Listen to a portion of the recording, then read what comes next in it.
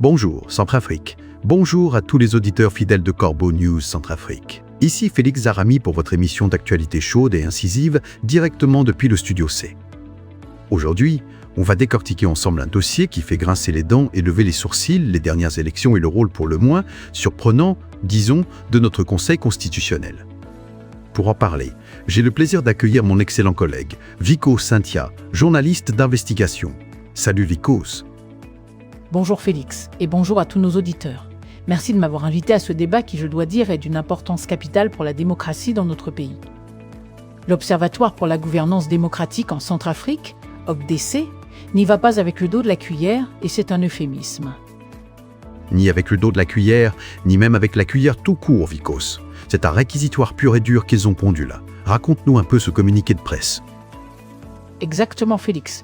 L'OGD, mené par son coordinateur national, Élysée Sifo-Tanga, a publié un communiqué ce samedi 25 juillet 2026. Et là, c'est la douche froide. Il pointe du doigt notre Conseil constitutionnel, l'accusant carrément d'une dérive juridique dans la manière de gérer les litiges post-électoraux des scrutins du 28 décembre 2025. C'est un texte qui ne mâche pas ses mots. Une dérive juridique, Vikos, c'est déjà fort comme accusation, mais ils vont plus loin, j'imagine ? Oh oui, Félix, ils enfoncent le clou dans leur communiqué numéro 02. L'OGDEC regrette amèrement les décisions récentes de cette haute juridiction. Élysée Sifo-Tanga et son équipe estimant que la majorité des décisions, qu'il s'agisse de valider ou d'invalider les résultats annoncés par l'autorité nationale des élections, sont simplement mal fondées et contraires à la loi fondamentale. Contraire à la loi fondamentale. Ça, c'est grave, Vikos. C'est la base de tout ou non. Si même les décisions de cette institution sont remises en question à ce niveau, on est mal barré. Et l'OGD, qu'est-ce qu'elle demande concrètement comme preuve ? Ils insistent sur un point essentiel, Félix. Les décisions du Conseil constitutionnel sont sans appel. C'est pourquoi les juges doivent être irréprochables, motiver leurs arrêts avec une solidité à toute épreuve, sans la moindre erreur matérielle ou juridique. Or, Élysée Sifo-Tanga affirme que de nombreux vainqueurs proclamés par l'AN ont été invalidés sans la moindre justification valable ou argumentation juridique rigoureuse. C'est tout à fait étonnant, Félix. C'est plus qu'étonnant, Vikos. C'est une sacrée remise en cause.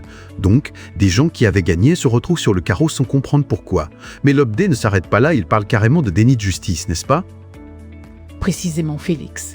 Les reproches ne sont pas que sur l'interprétation des textes. L'organisation d'Élysée Sifo-Tanga accuse le Conseil constitutionnel de ne pas vouloir statuer sur certaines requêtes, pourtant déposées en bonne et due forme par les candidats. Pour l'OGD, ce refus de faire leur travail est une entorse majeure à l'obligation de juger qui s'applique à toutes les instances de notre République. Il n'hésite pas à parler de crime de déni de justice.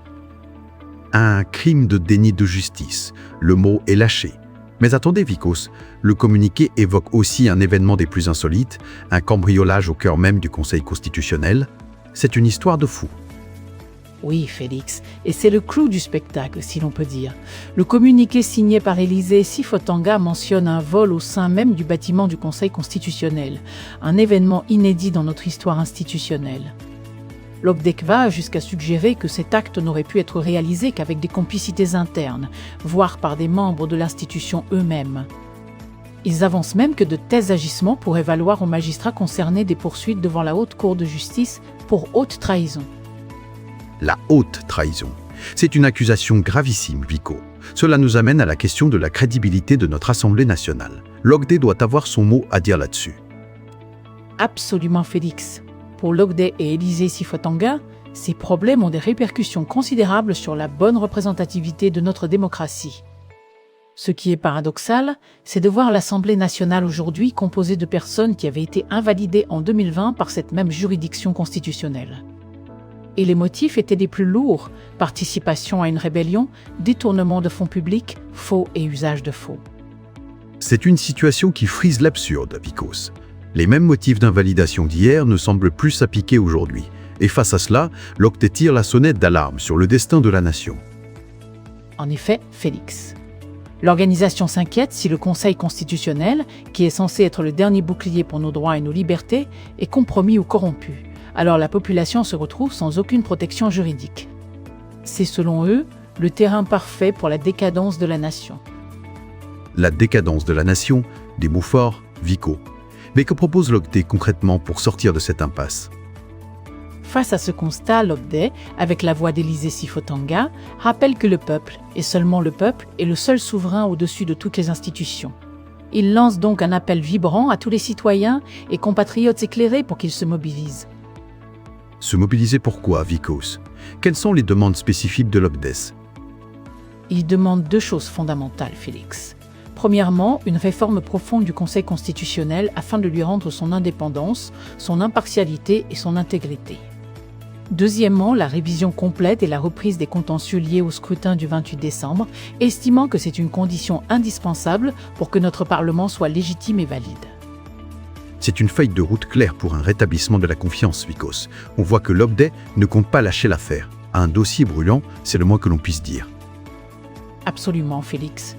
La rédaction de Corbeau News Centrafrique a suivi de près cette affaire. C'est Eric Azumi qui a rédigé cet article pour nous. Merci beaucoup, Vikos, pour toutes ces précisions. C'est un dossier à suivre de très près, cher auditeur. Merci à toi, Félix. Et n'oubliez pas, pour toutes vos informations, vos témoignages, vos alertes, Corbeau News Centrafrique est joignable sur WhatsApp et par téléphone au +136 75 000 1000 ou au +136 67 000 1000. Restez connectés. La vérité est notre priorité. À très vite.